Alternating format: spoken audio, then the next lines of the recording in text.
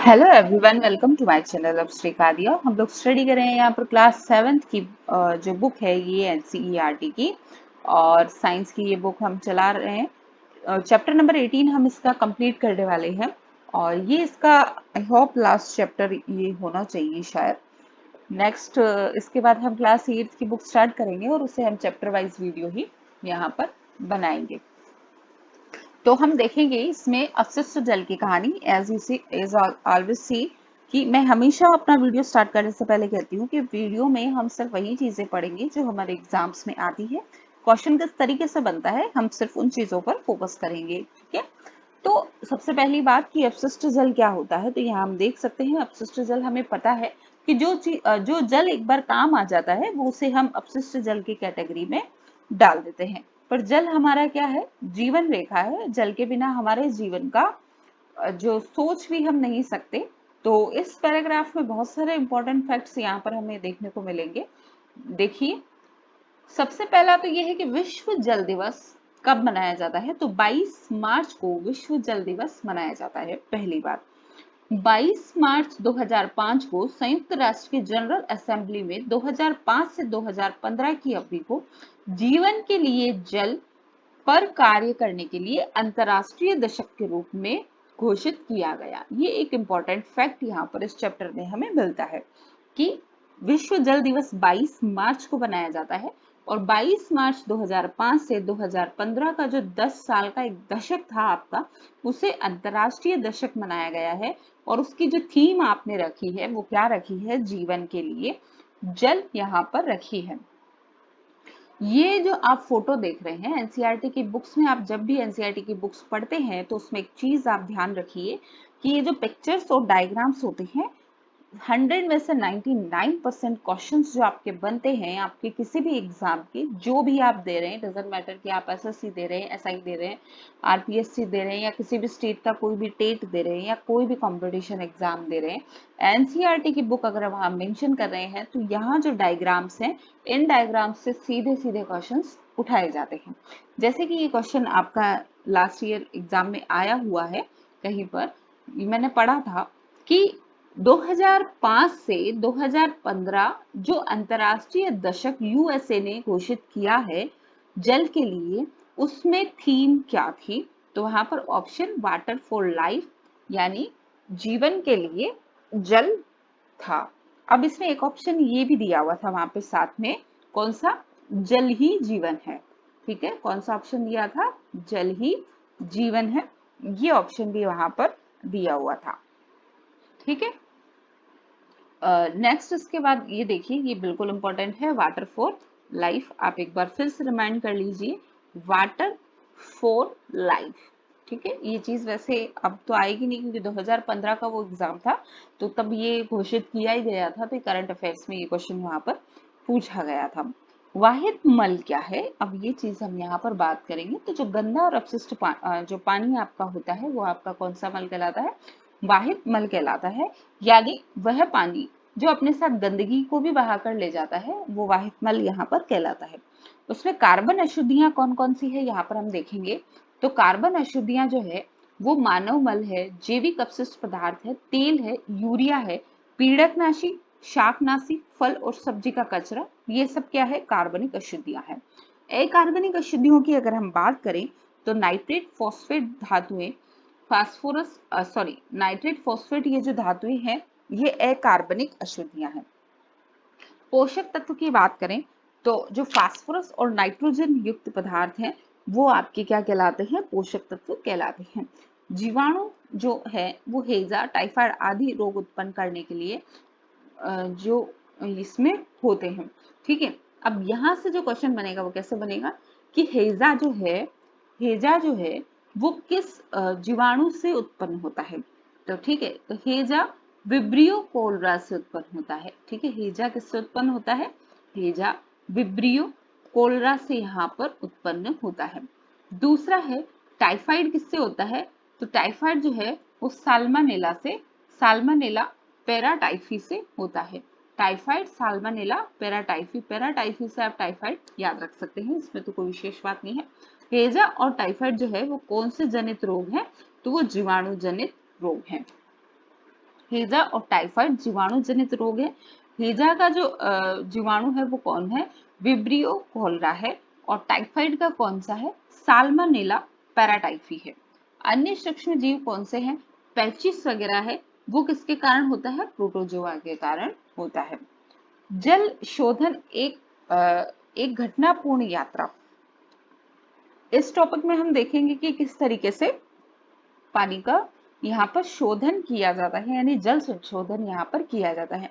पानी को यानी गंदे जल को, जिसे अपशिष्ट जल कह सकते हैं या वाहित जल जिसे हम कहते हैं, उसको प्रॉपर तरीके से एक गड्ढे में या किसी प्रॉपर जगह पर ले जाने का जो सिस्टम होता है आपका, वो आपका क्या कहलाता है? सीवर कहलाता है, जो मिलकर मल विसर्जन की व्यवस्था करता है। यह एक परिवहन तंत्र की तरह है जो वाहित मल को उसके उद्गम स्थल से उसके निपटान के स्थान पर यानी उपचार संयंत्र तक ले जाता है। नेक्स्ट आपका है कि मल व्यवस्था में मेन होल सामान्यतः प्रति 50 मीटर से 60 मीटर की दूरी पर और अथवा अधिक शिविरों के संधि स्थल भी यहाँ पर होते हैं। यानी मल निष्कासन की जब आप व्यवस्था करेंगे तो 50 मीटर से 60 मीटर की दूरी पर एक बड़ा सा होल यहाँ पर बनाया जाएगा। आपने जब भी देखा होगा कि आपके रोड कंस्ट्रक्शन का काम जब चलता है सीवरेज लाइन का, तो आपने भी नोट किया होगा कि हर 50 मीटर या 60 मीटर की दूरी पर एक बड़ा सा वो खड्डा बना देते हैं, जहां पर जो है संधि स्थल का वहां पर निर्माण होता है, और वहां से जो अपशिष्ट जल या वाहित मल की जो बात की जा रही है उसकी डायरेक्शन यहाँ पर चेंज होती है। ये यहाँ पर एक्टिविटी कुछ दी हुई है। एक्टिविटी से फिलहाल हमें कोई लेना देना नहीं है क्योंकि हम कंपटीशन की तैयारी कर रहे हैं, तो टू द पॉइंट हम यहाँ पर बात करेंगे। अपशिष्ट जल उपचार संयंत्र क्या होता है, ये पर हम यहाँ पर बात करेंगे। तो अपशिष्ट जल उपचार संयंत्र में जो गंदा पानी होता है, सीवरेज लाइन का पानी होता है, उसे शुद्ध किया जाता है, और इस लेवल पे शुद्ध किया जा सकता है कि उसे किसी नदी, तालाब या महासागर में छोड़ा जा सके, जिससे क्या है कि वाष्पोत्सर्जन की क्रिया द्वारा जो पानी है वो रिसाइकल हो जाता है, यानी जल चक्र का हिस्सा बन जाता है। यहाँ पर अपशिष्ट जल जो है उसमें सबसे पहले क्या होता है, छन्नियां लगाई जाती है, जिससे बड़े बड़े जो टुकड़े, डिब्बे, प्लास्टिक के पैकेट, ये सब जो चीजें होती है ये अलग हो जाती है। देखिए इसमें इस तरीके से पानी निकाला जा रहा है, तो कचरा जो है सारा ये ऊपर रह गया और इसमें से पानी जो छन के है वो नीचे चला जाता है। अब इस पानी में क्या करते हैं ये लोग, इस पानी को भी एक टंकी में ले जाया जाता है। वहां पर ये जो पानी है वो थोड़ा कम प्रवाह से छोड़ा जाता है, जिससे क्या होता है इसके अंदर जो बालू, मिट्टी और कंकड़ पत्थर है वो सब कहाँ बैठ जाते हैं? पेंदे में यहाँ पर बैठ जाते हैं। नेक्स्ट उसके बाद में क्या करते हैं कि एक टंकी ऐसी बनाई जाती है जिसके मध्य में क्या होता है, ढलान होता है, जिससे क्या होता है कि मल जैसी जो ठोस चीज होती है उसकी तली में बैठ जाती है, जिसे क्या कहते हैं, आपंक या स्लज कहते हैं। ये जो स्लज है ये उर्वरक की तरह काम करती है, ठीक है। अब इस स्लज को निकालने के बाद पानी की शक्ल कुछ इस तरीके की हो जाती है। यहाँ पर हम देख सकते हैं कि इस तरीके से गोल टंकी को इसमें फिक्स कर दिया, उसमें से स्लज यहाँ पर निकाल दिया। स्लज निकालने के बाद में यहाँ पर ये जो जल है उसको वायु से गुजारा जाता है, जिससे क्या होता है कि वायवीय जीवाणु की इसमें वृद्धि होती है, और वो वायवीय जीवाणु जो अपशिष्ट पदार्थों को खा जाते हैं, यानी वहां से अपशिष्ट पदार्थों को भी यहाँ पर निकाल दिया। इसके बाद में ये जो जल बचा है आपका, ये वातित्र है। इसमें यहाँ पर कई यहाँ पर हम देखेंगे कि शीर्ष भाग से जल को निकाल दिया जाता है, क्योंकि कई दिनों तक जब इसमें पानी भरा रहेगा तो ये सब जो सक्रिय आपक होते हैं ये पेंदे में बैठ जाते हैं और ऊपर ऊपर से पानी को निकाल लिया जाता है, जो कि 90% तक लगभग शुद्ध जल के बराबर, शुद्ध तो नहीं पर अच्छा जल होता है, जिसे क्या करते हैं फिर बड़े बड़े नदियों, तालाबों में छोड़ दिया जाता है।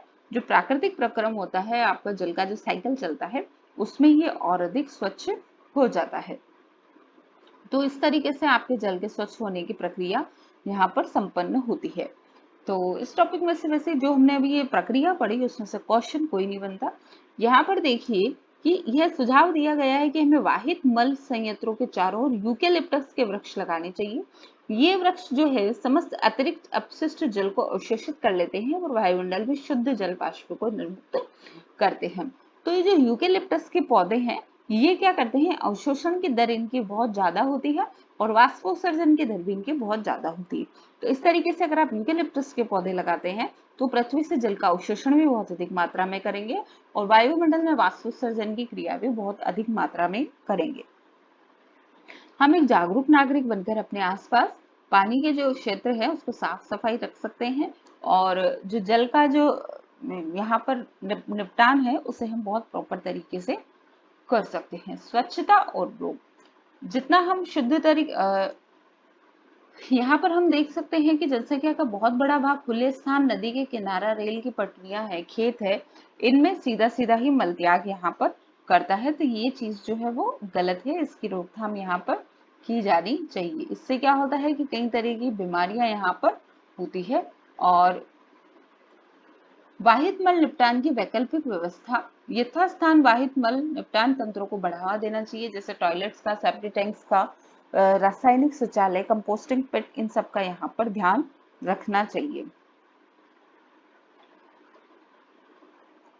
सार्वजनिक स्थलों पर स्वच्छता, सार्वजनिक स्थलों पर स्वच्छता की यहाँ पर बात की है तो यहाँ एक चीज ये देखिए, इसमें दिया है कि बूझो जानना चाहता है कि हवाई जहाज में वाहित मल का निपटान कैसे होता है।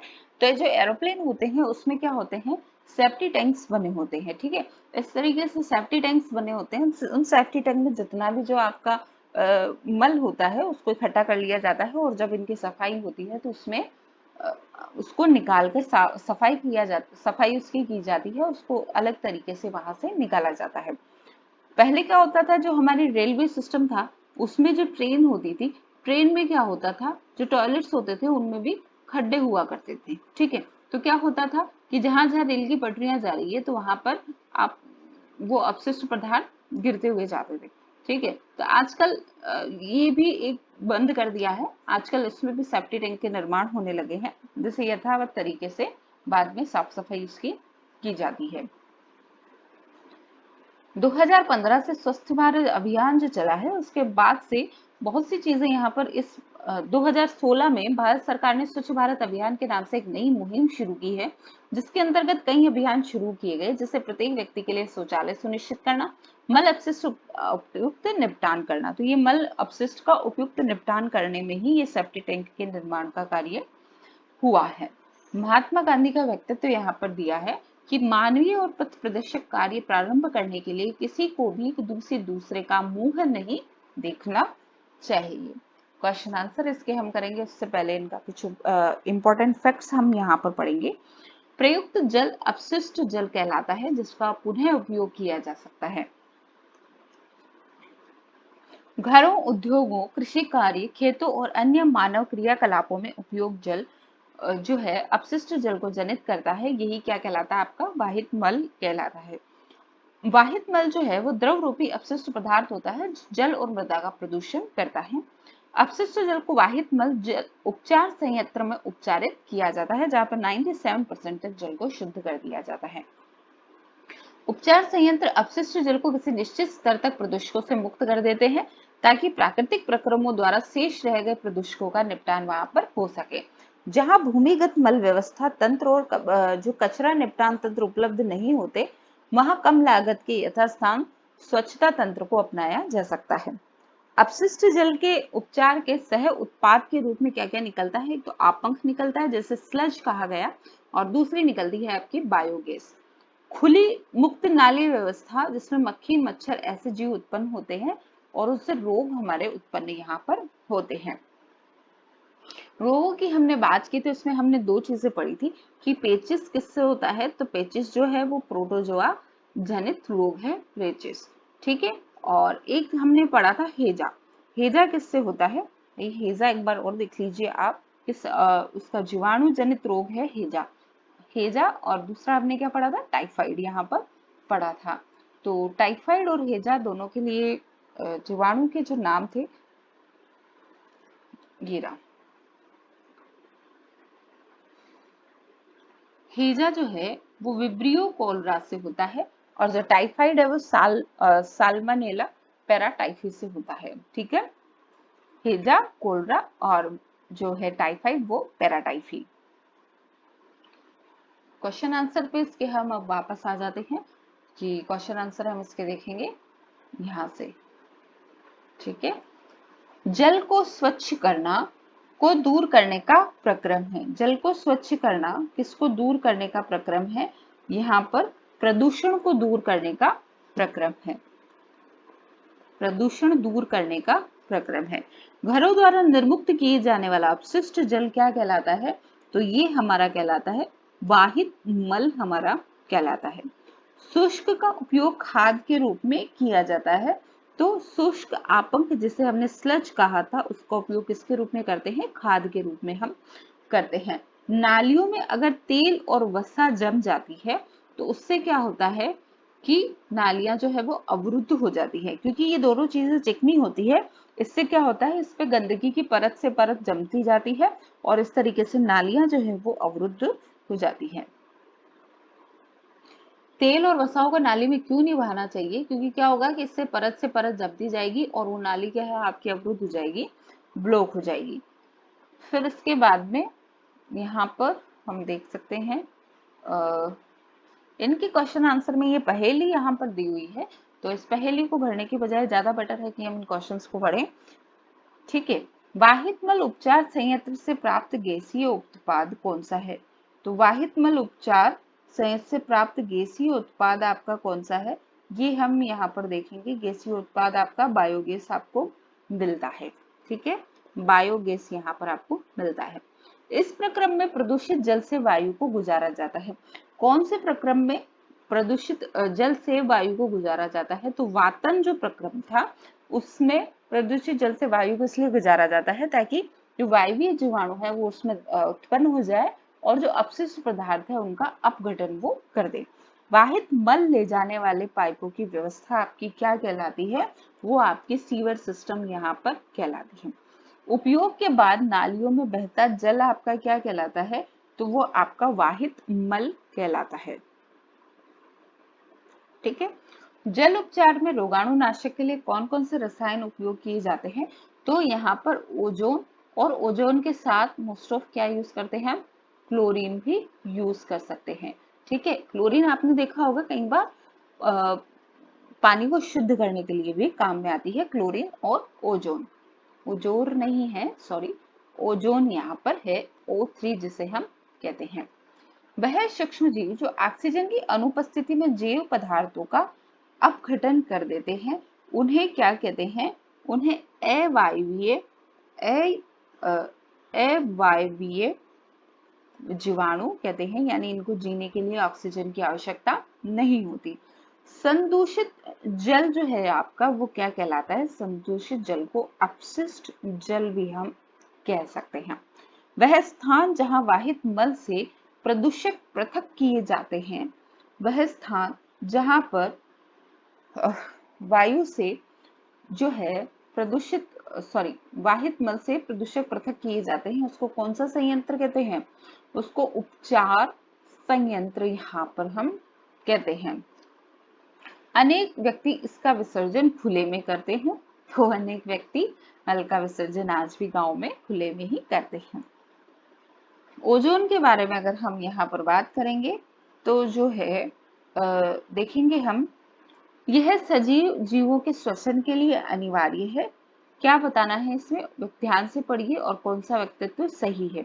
तो ओजोन जो है सजीवों के श्वसन के लिए अनिवार्य, ऐसा नहीं है। ओजोन O3 होता है और श्वसन के लिए हमें O2 यानी ऑक्सीजन की आवश्यकता होती है। ठीक है, इसका उपयोग जल को रोगाणु रहित करने के लिए किया जाता है। तो किसका उपयोग? ओजोन का, और ओजोन के साथ में हम क्लोरीन का उपयोग भी कर सकते हैं, ये बात यहाँ पर सही है। यह पराबैंगनी किरणों को अवशोषित कर लेता है। बिल्कुल, ओजोन परत का जो निर्माण हमारे पृथ्वी के चारों तरफ है वो पराबैंगनी किरणों से पृथ्वी की सुरक्षा यहाँ पर करता है। वायु में इसका 3% है, ये गलत है। वायु में इसका 3% नहीं है। तो इस तरीके से आपके कौन से व्यक्तित्व सही है? ख और ग, यानी ऑप्शन बी आपका यहाँ पर सही है। उसके बाद नेक्स्ट आपकी कुछ एक्टिविटी दी हुई है।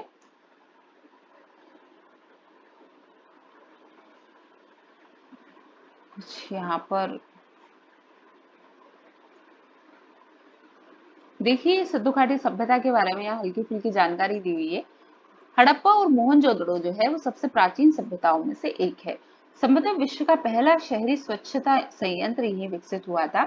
शहर में स्थित प्रत्येक घर अथवा घरों के समूह कुओं से जल प्राप्त करते थे। स्नान के लिए पृथक जो है कक्ष होता था। व्यर्थ जल बंद नालियों से बाहर निकालने का प्रबंध था, जो प्रमुख सड़कों और गलियों में बनी होती थी। ईंटों का बना सबसे पुराना शौचालय लगभग 4,500 वर्ष पुराना है। तो जो शौचालय की व्यवस्था है वो हमारे यहाँ पर बहुत पुरानी है। इसी के साथ ये जो ये बुक जो है आपकी क्लास 7 की वो कंप्लीट होती है।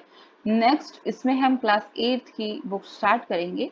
इसके अलावा जो पूरी बुक जो क्लास 7 की बुक है, इसका एक रिवीजन वीडियो हम लोग यहाँ पर स्टडी करेंगे। रिवीजन वीडियो में सारे जो मल्टीपल चॉइस के क्वेश्चंस हैं प्लस आपके जो इसकी इम्पोर्टेंट फैक्ट्स हैं वो चीजें हम उस वीडियो में ले लेंगे। वो वीडियो हो सकता है बड़ा भी हो, 1-1.5 घंटे का, कोशिश करेंगे हम उसको बनाने की। तो इस वीडियो में बस इतना ही। इसी के साथ आपकी क्लास 7 की ये बुक कंप्लीट होती है। क्लास 8 की बुक के लिए हम नेक्स्ट वीडियो में मिलते हैं। तब तक के लिए धन्यवाद।